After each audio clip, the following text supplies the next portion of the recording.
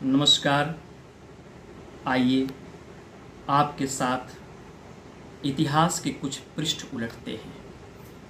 एक छोटी सी घटना इतिहास की आपके साथ साझा कर रहे हैं।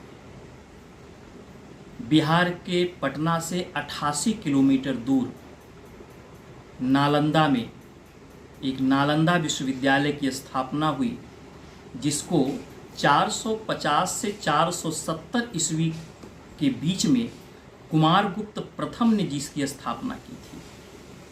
वह विश्वविद्यालय अनेक विधाओं से पूर्ण था। लगभग विश्व के अधिकांश देशों से विद्यार्थी वहां पढ़ने आते थे।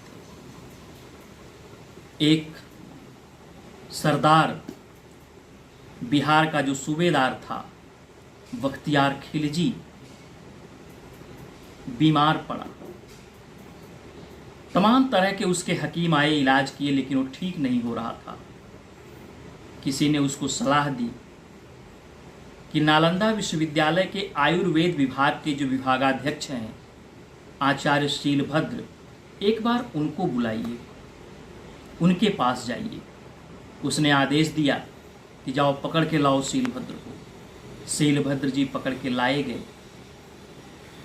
उसने कहा, देखो मैं तुम्हारी दी हुई कोई दवा खाऊंगा नहीं, लेकिन 15 दिन के अंदर हमें ठीक हो जाना है, और नहीं तो तुम्हारा वध हो जाएगा। आचार्य शीलभद्र वापस गए और ठीक 2 दिन बाद में एक कुरान की पुस्तक लेकर के आए और उस बख्तियार खिलजी से कहा कि इस पुस्तक को इस पृष्ठ से लेकर के इस पृष्ठ तक आप पढ़ डालिए, ठीक हो जाएंगे। बख्तियार खिलजी ने पढ़ा और संयोग देखिए वो ठीक भी हो गया।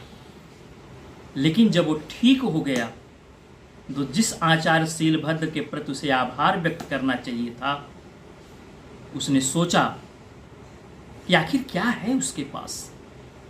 जिस रोग को हमारे बड़े बड़े हकीम नहीं ठीक कर पाए, उसके यहाँ पुस्तकों में ऐसा क्या है कि उसने हमारी ही कुरान हमसे ही पढ़वा करके और हमारा रोग ठीक कर दिया।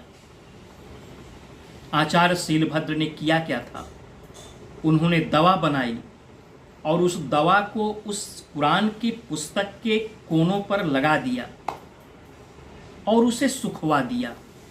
वो जानते थे कि जब वो पन्ना पलटेगा तो ऐसे उंगली से जीभ पर लगाएगा, फिर पन्ना पलटेगा, फिर जीभ पर लगाएगा।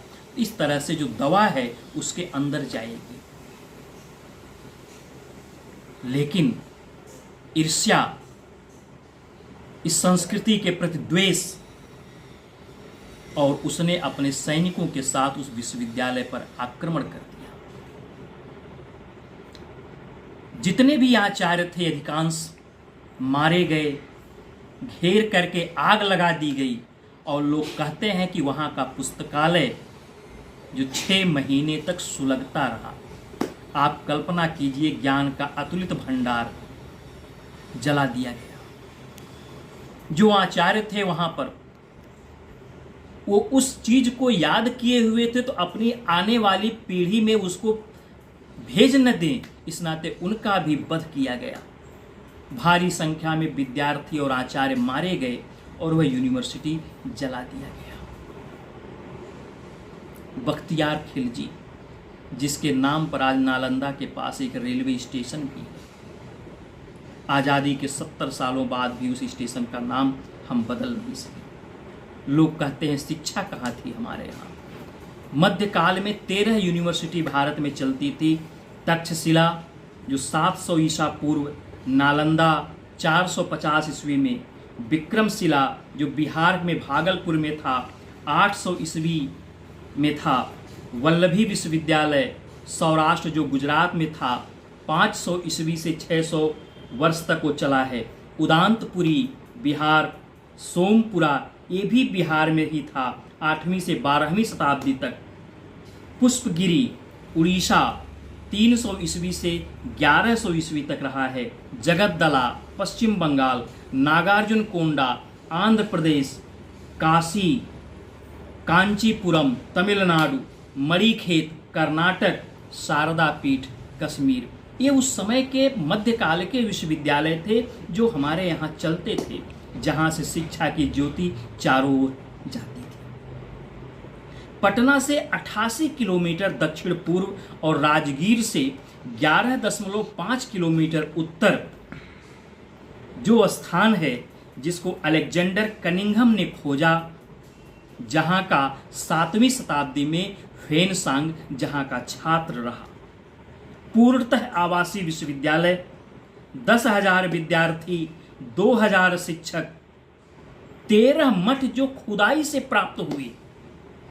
जब खुदाई हुई और 1 से अधिक मंजिल के बने हुए थे, 8 विशाल भवन, 10 मंदिर, अनेक प्रार्थना कक्ष, 9 तल का विराट पुस्तकालय जिसको बख्तियार खिलजी ने जलाया था।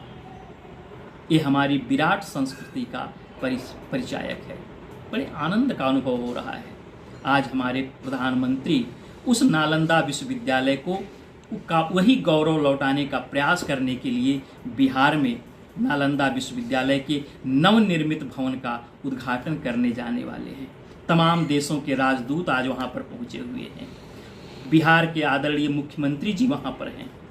मैं इस अद्भुत क्षण को लेकर के अत्यंत गौरवान्वित हूँ कि काश नालंदा विश्वविद्यालय का वह गौरव लौटे, और निवेदन कि उस स्टेशन का नाम जरूर बदलें जिसका नाम बख्तियार खिलजी स्टेशन है। नमस्कार, आज के लिए इतना ही, धन्यवाद।